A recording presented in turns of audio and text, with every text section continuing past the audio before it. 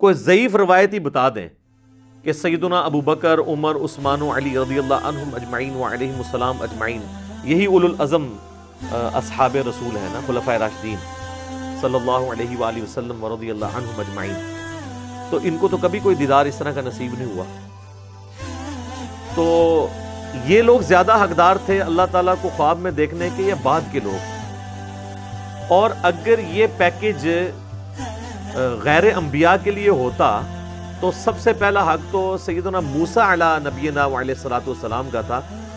سورۃ الاعراف میں جو اللہ تعالیٰ نے فرمایا کہ قال لن ترانی، تو مجھے نہیں دیکھ سکتا، تو اللہ تعالیٰ فرماتا ہے کہ بعد میں نے نبی علیہ السلام کے امتیوں کو خواب میں زیارت کروانی ہے، تو تم تو اولو العزم پیغمبر ہو، تو خواب والا پیکیج آفر کیا جاتا ہے. میں آن دا بہاف آف سیدنا موسیٰ علیہ السلام آپ کو گارنٹی سے کہتا ہوں کہ خواب والا پیکیج اگر موسیٰ علیہ السلام کو آفر کیا جاتا وہ قبول کر لیتے ہیں. ہمیں کیا جائے، ہم قبول کرنے کے لیے تیار ہیں. وہ پیکیج نہ پیش کرنا اس بات کی دلیل ہے کہ یہ اعزاز ان کو بھی نہیں ملنے والا. اب یہ دعوے صوفیاء کے بارے میں کرنا، اماموں کے بارے میں کرنا، بزرگوں کے بارے میں کرنا، تو یہ لوگوں نے ان کے اوپر جھوٹ باندھے ہیں. ان کی تو کوئی حیثیت نہیں ہے. سیدنا عیسیٰ علی نبینا علیہ الصلوۃ والسلام کے اوپر لوگوں نے جھوٹ باندھ دیے. اس وقت دنیا میں سب سے اوریاں اور بڑا شرک حضرت عیسیٰ علیہ السلام کے نام پر لوگ کرتے ہیں. اتنے تو بت پرست نہیں ہیں دنیا میں جتنے کرسچنز ہیں، لیکن عیسیٰ علیہ السلام کا کوئی اس میں قصور نہیں. اللہ تعالیٰ نے تو قرآن میں ان کی طرف سے صفائی پیش کی ہے. لقد کفر الذین قالوا ان اللہ هو المسیح ابن مریم، بے شک وہ لوگ کفر کر رہے ہیں جو یہ کہہ رہے ہیں کہ عیسیٰ ابن مریم ہی اللہ ہے.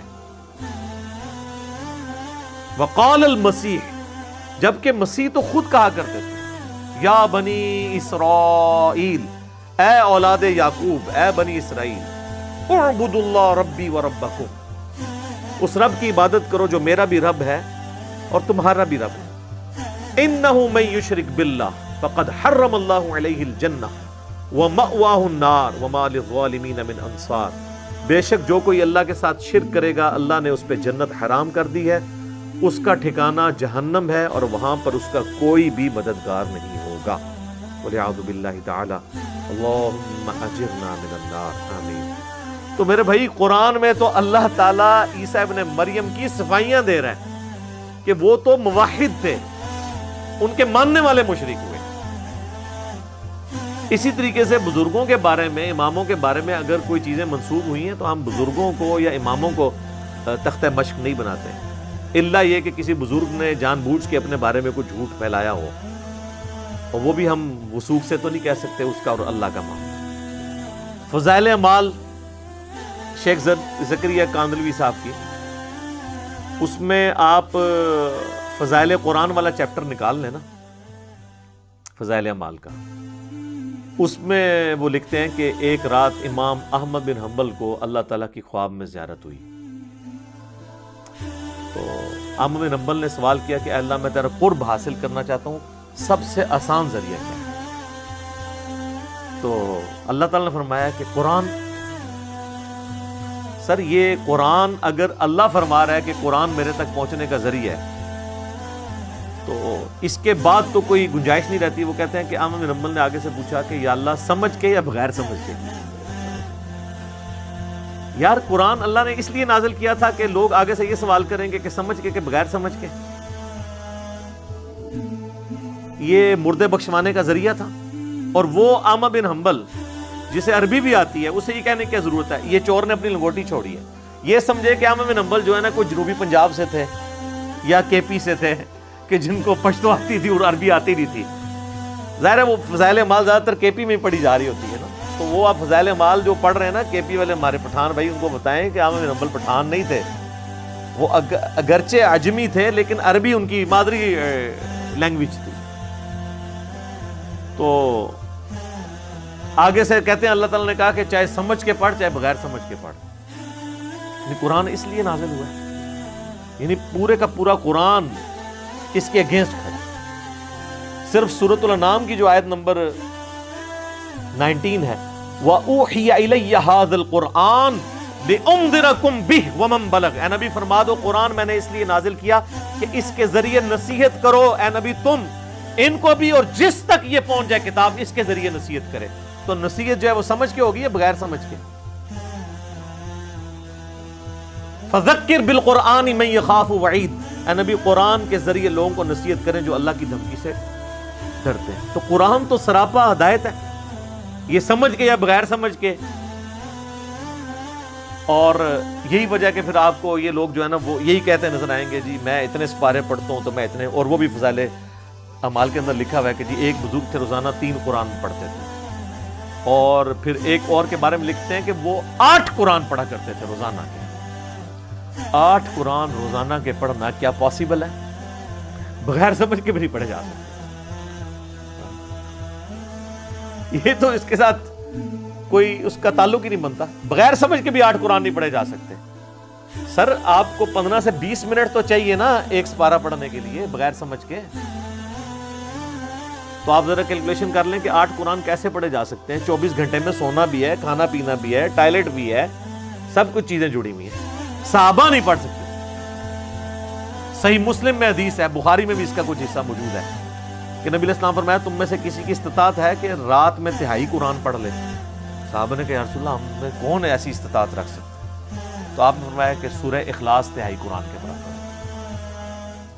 تو صحابہ نے تو نہیں کہا کہ بھئی ہمارے جو گھوڑے کے سم سے جو خاک اڑے گی وہ کسی ہمارے گھوڑے کی نتنوں میں بیٹھے تو کوئی بزرگ اس کو نہیں پہنچ سکتا، تو جب بزرگ 8 قرآن پڑھیں گے تو ہم کیوں نہیں پڑھ سکتے یا رسول اللہ؟ کہانی ہے نا، جو مرضی بیان کرو۔ جو میں کہتا ہوں صحیح مسلم میں وہ حدیث ہے کہ بنو سلمہ جو ہے مسجد نبی کے قریب شفٹ ہونے لگے، نبی علیہ السلام نے ان کا جھمگٹا دیکھا، آپ نے فرمایا کیا ارادہ ہے؟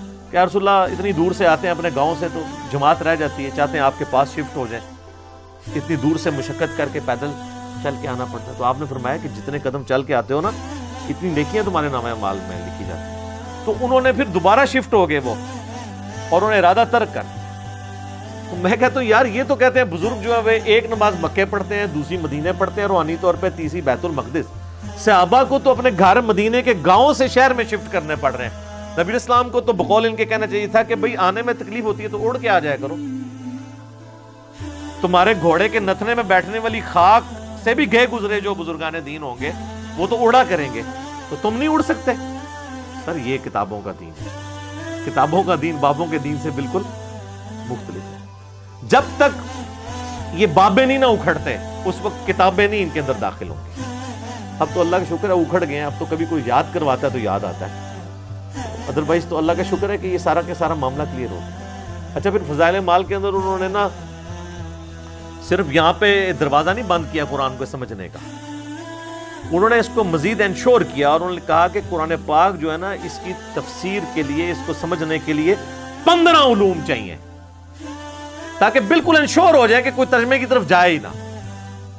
اور وہ گنواتے گنواتے 14 علوم تک جب پہنچے ہیں نا، اور جب 15واں لکھا ہے تو لکھا 15واں وحی، گاڈ گفٹڈ، کہتے ہیں اللہ کی طرف سے۔ جو ہم کہتے ہیں نا نبوت وحی ہے، ولایت کسبی ہے، یہ 2 ٹرمز ہیں، یعنی جو آپ محنت کر کے حاصل کر سکتے ہیں اسے کہتے ہیں کسبی، یہ کسب حلال۔ تو نبوت کسبی نہیں ہے، وحی ہے جسے اللہ تعالیٰ دے، تو وہ کہتے ہیں 15واں علم جو ہے وہ وحی ہے، وحی نہیں، وحی ویسے ہسٹری بڑھا ہے، وحی۔ اب وہ کون شخص دعویٰ کر سکتا ہے کہ میرے پاس وہ وحی علم ہے؟ تو اگر کوئی 14 علوم سیکھ بھی لے، ایون ویسے تو ان کے لوگوں کو 14 کے انعام بھی نہیں آتے ہوں گے، تو وہ پھر کہیں گے جی 15واں تو پھر بھی تھوڑے کول کوئی نہیں ہے کیونکہ تھوڑا فرقہ دوسرا ہے۔ تو یہ سب انہوں نے کہانیاں ہرڈلز رکھی تھی۔ قرآن کے دشمن ہیں، ایسے دشمن ہیں کہ کوئی بیچارہ اگر قرآن لے کے بیٹھے نا ترجمے سے پڑھنے کے لیے تو پہلی اس پہ قدغن یہ لگائیں گے جی بغیر وضو کے آپ قرآن کو ہاتھ نہیں لگا سکتے۔ اب تو خیر ٹچ سکرین موبائل نے مسئلہ حل کر دیا، وہ تو یہ بھی مانتے ہیں کہ اس کو آپ آنے وضو کر کے کوئی بیٹھ جائے گا تو کہے کہ آپ نے ڈائریکٹ نہیں پڑھنا، کسی عالم سے جا کے پڑھنا۔ عالم کے پاس جائیں گے تو وہ آگے تفسیروں کے چکر میں ڈال دے گا، وہ کہا جی اس کا تو ترجمہ ہے نا، یہ ترجمے میں سے ڈائریکٹ نہیں مطلب نکلنا، آپ نے جو انڈائریکٹ مطلب بھی نہیں نکلتا وہ آپ نے نکالنا ہے، اس میں جو اچھل اچھل کے ڈائریکٹ نکل رہا ہوگا نا وہ نہیں آپ نے نکالنا، مطلب ایاک نعبد و ایاک نستعین سے اچھل اچھل کے کیا نکل رہا ہے کہ اللہ کو پکارنا ہے. یہ نہیں آپ نے مطلب سمجھنا، آپ نے بابوں کے پکارنے کو بھی اللہ کا پکارنا سمجھنا. اس طریقے سے یعنی یہ پھر ڈسیو کرنے کی کوشش کرتے ہیں. اور پھر یہ ان کے پاس ہتھیار ہے جی، وہ 15واں علم وہاں بھی ہے. وہ جناب سنبھال لو، وہ 15واں علم کس نے حاصل کیا اور کس نے بتایا. اچھا یہ تو میں نے آپ کو بتایا کہ یہ خواب اور بیداری کے بارے میں. ایک اور بڑا انٹرسٹنگ واقعہ ہے فضائل حج شریف میں لکھا ہوا ہے. فضائل حج بھی فضائل اعمال کا ایک چیپٹر ہے لیکن الگ سے چھپتا ہے. بیسیکلی یہ پورا ایک نصاب تھا، اس کا نام تھا تبلیغی نصاب. تبلیغی نصاب کے اندر نا چیپٹرز تھے، فضائل نماز، فضائل قرآن، فضائل درود، فضائل حج، یہ بے شمار چیپٹرز تھے. انہوں نے پھر چھانٹی کر کے نا کچھ چیپٹرز کٹھے کر کے فضائل اعمال کے نام سے چھاپ دیے. ایک چیپٹر اسی میں سے کاٹ کے الگ کر کے فضائل درود بنا دیا، ایک چیپٹر فضائل حج بنا دیا. اور پلیز اس کی یہ لی کہ یہ تو حج کے دنوں میں ضرورت ہے. آپ دیکھیں حج کے دنوں میں فضائل حج سے درس ہو رہا ہوتا ہے، فضائل اعمال سائٹ پہ پڑی ہوتی ہے. فضائل اعمال بھی بعد میں نام رکھا گیا. اصل یہ کتاب تھی تبلیغی نصاب، یعنی ان کا نصاب. اس میں سے فضائل اعمال نکالی گئی چند ایک چیپٹرز کو اکٹھا کر کے. فضائل حج علیحدہ سے چیپٹر چھپا ہوا ہے. اس میں وہ کہتے ہیں کہ ابدال میں سے ایک شخصیت کا بیان ہے. اب ابدال کون، شخصیت کون، ایکس بائی زی، وہ اس طرح کے ایک آواز آئی، بزرگوں نے فرمایا. وہ کہتے ہیں ابدال میں سے ایک شخصیت کا فرمان ہے. وہ کہتے ہیں کہ جی ان سے کسی نے حضرت خضر سے جب ملاقات ہوئی ان کی، حضرت خضر کے اوپر میرا آپ دیکھ لیں موسیٰ اور خضر والا، آپ کو بتاؤں گا یہ خضر ہے کون ہے اور انہوں نے کون سا خضر بنایا ہے. یہ لفظ ہے خضر. حضرت خضر سے ملاقات ہوئی ابدال میں سے ایک شخص کی، تو اس نے کہا کہ حضرت آپ تو اس امت کے بڑے بڑے اولیاء کے پاس گئے ہیں، آج تک آپ کو کوئی ایسا ولی ملا ہے جو مرتبہ میں آپ سے بھی زیادہ ہو؟ ان کا ہاں جی ایک بندہ ملا. انہوں نے کہا پھر دسو کون سی؟ وہ کہتے ہیں کہ میں مسجد نبوی میں بیٹھا ہوا تھا اور محدث عبد الرزاق جو امام بخاری امام مسلم کے استاد ہیں، امام بخاری امام مسلم نے ان سے احادیث لی ہیں. مصنف عبد الرزاق اور مصنف ابن ابی شیبہ، یہ دو کتابیں ہیں جو ایک زمانے میں لکھی گئی، دونوں اب اردو میں ترجمہ ہو چکی ہیں. وہ کہتے ہیں جی محدث عبد الرزاق جو تھے نا، وہ درس حدیث دے رہے تھے مسجد نبوی کے اندر بیٹھ کے. تو لوگ ان کے گرد جھمگٹا لگائے بیٹھے ہوئے تھے، اور ایک نوجوان جو ہے نا وہ یوں کر کے نا اپنے گریبان میں سر دیے ہوئے کونے میں بیٹھا تھا، وہ درس حدیث نہیں سن رہا تھا. تو کہتے ہیں حضرت خضر کہتے ہیں میں اس کے پاس گیا اور میں نے کہا کہ اتنے بڑے محدث مسجد نبوی میں درس دے رہے ہیں اور تم ان کا درس سننے کی بجائے سائڈ پہ بیٹھے ہوئے. تو کہتے ہیں اس نے نا سر بھی نہیں اٹھایا، اسی حالت میں کہا کہ لوگ جو ہے نا یہ تو عبد الرزاق سے حدیثیں سن رہے ہیں، ہم تو ڈائریکٹ رزاق سے سنتے ہیں. جی جی یہ یعنی یہ بات اور غلامت قادیانی کے دعوے میں کیا فرق ہے؟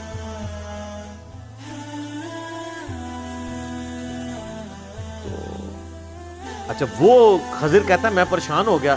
اس نے کہا اچھا بتاؤ کہ اگر تم اتنا ہی سمجھتے ہو اپنے آپ کو تو بتاؤ میں کون ہوں. تو وہ کہتے ہیں کہ جی اس شخص نے سر اٹھائے بغیر کہا کہ اگر میں غلطی پر نہیں ہوں نا تو تم خضر ہو. بس جو اس کو ذرا مرچیں لگا کے لکھتے ہیں نا، تو وہ کہتے ہیں جی انہوں نے جناب نا انج نگاہ اتے اٹھائی،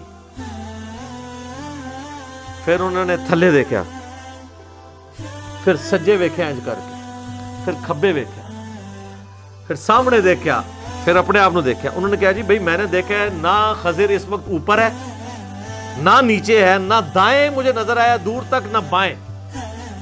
یا تو خضر ہے یا میں ہوں، تو میں تو ہے نہیں ہوں، تو ہی ہے. ایرے کوارڈینیٹس انہوں نے لوکیٹ کیتے ہیں، اوندے اوندے پہنچ گئے لبدے لبدے. تو یہ ہیں لوگوں کے دعوے. آپ تو بات کر رہے ہیں خوابوں میں دیکھنے کی، یہ تو خوابوں سے بھی اگلے ورژن میں جا چکے ہیں.